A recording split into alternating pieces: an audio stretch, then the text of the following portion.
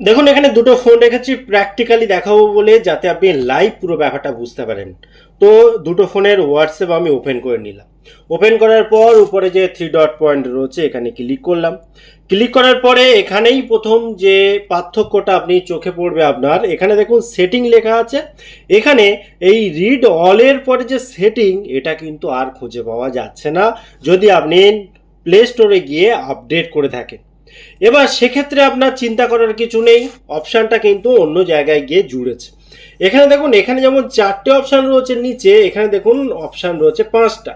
অর্থাৎ এখানে সেটিংয়ে যদি আমরা ক্লিক করি, এই যে জায়গাটায় যাই, এই জায়গাটায় যেতে গেলে এখানে দেখুন ইউ লেখা আছে। এই ইউ এর এখানে যদি আপনি ক্লিক করেন, অর্থাৎ এখানে যদি ক্লিক করেন, দেখুন ডাইরেক্ট কিন্তু এখানেই চলে আসলো। কিন্তু এখানেও একটা নতুন ফিচার্স দেখতে পাবেন আপনি এই জায়গাটায়, যখন আপনি মানে স্ক্রল করে নিচের দিকে আসবেন, যে এই জায়গাটায় যে অপশানটা নেই, এখানে কিন্তু সেই অপশানটা রয়েছে। এখানে দেখুন এই যে চ্যাট, এই চ্যাটের পরে অ্যাপিয়ারেন্স বলে যে অপশানটা রয়েছে, এখানে কিন্তু এই অপশানটা নেই। কিন্তু এখানে যদি আপনি ক্লিক করেন, এখানে এরকমটা দেখতে পাওয়া যাবে। তবে একটু এখানে ভাবনা চিন্তা করার রয়েছে, সাবধান হওয়ার দরকার রয়েছে। কারণ এখানে যদি আপনি ক্লিক করেন, এই জাতীয় অনেক অপশান কিন্তু দেখতে পাবেন, এবং আপনি চাইলে আপনার যে আইকনটা সেটা চেঞ্জ করতে পারেন। দেখুন, কিন্তু এখানে দেখুন যে ট্রাই ফ্রি ফর 1 মান্থ, অর্থাৎ 1 মাসের জন্য এটা ফ্রি বলছে। তারপর থেকে কিন্তু একটা অ্যামাউন্টের টাকা আপনাকে দিতে হবে। তো এখানে এসে অনেকে ভাবে যে কি হলো, ব্যাপারটা কি। তো এখানে গেট হোয়াটসঅ্যাপ প্লাস বলে যে মানে আলাদা অপশান এসেছে, যেটা সাবস্ক্রিপশন অপশান এসেছে। অর্থাৎ এখান থেকে যদি আমরা বাইরে আসি, একদম উপরে গেলে আমরা এখানে দেখতে পাবো, যেটা কিন্তু এই ফোনটাতে এখনো আসেনি, এই যে সাবস্ক্রিপশন। এখানে আসলে কিন্তু সেই বিষয়টা পরিষ্কারভাবে দেখা যাবে, যেখানে কিছু কিছু নতুন নতুন সুবিধা দেওয়া হবে। তার জন্য 1 মাস আপনি ফ্রিতে নিতে পারেন, তারপর 79 মানে 79 টাকা প্রতি মাসে আপনাকে পেমেন্ট করতে হবে। তো এখানে কি কি আছে সেগুলো যেমন এখান থেকে আমরা দেখতে পারি, ঠিক তেমনি আমরা যদি এখানকার সেটিংয়ে যাই, অর্থাৎ যেখানে আমরা ছিলাম এই যে অ্যাপিয়ারেন্সের ভেতরে, তো এখানেও কিন্তু এই যে থিম থেকে শুরু করে, অর্থাৎ কোন ধরনের থিম নেব সেই জাতীয় সব কিছু কিন্তু এখান থেকে দেখতে পাওয়া যায়। এবার এটা তো গেল, কিন্তু একটা ইম্পর্টেন্ট ব্যাপারে আমার বলার রয়েছে, যেটা আপনার খুব ভালোভাবে বোঝার দরকার। আর সেটা হচ্ছে, তার জন্য একটা চ্যাট আমি ওপেন করে নিচ্ছি, দুটো ফোনেই আমি চ্যাট ওপেন করে নিয়েছি। এখানে যে বিষয়টা খুব ইম্পর্টেন্ট এবং আপনার অবশ্যই খেয়াল করা দরকার, ধরুন আপনার প্রাইভেসি খুব ইম্পর্টেন্ট বলে, অর্থাৎ আপনি মনে করছেন আপনার প্রাইভেসিটা খুব ইম্পর্টেন্ট, সেই জন্য আপনি কি করলেন, আপনি কোনো একটা গ্রুপ বা কোনো একটা চ্যাটের ক্ষেত্রে এখানে নিচে এসে এই যে অপশানটা, যে অ্যাডভান্স চ্যাট প্রাইভেসি, এটা হয়তো আপনি এখান থেকে এই যে অন করে দিয়েছেন। অর্থাৎ আপনি প্রাইভেসি চান বলে খুব বেশি পরিমাণে। কিন্তু দেখুন, যাকে আপনি পাঠালেন সে যদি চায়, সে কিন্তু এখানে ক্লিক করে ঠিক এখানে এসে এটাকে অফ করে দিতে পারে। এখানে এসে কিন্তু সে অফ করে দিতে পারে।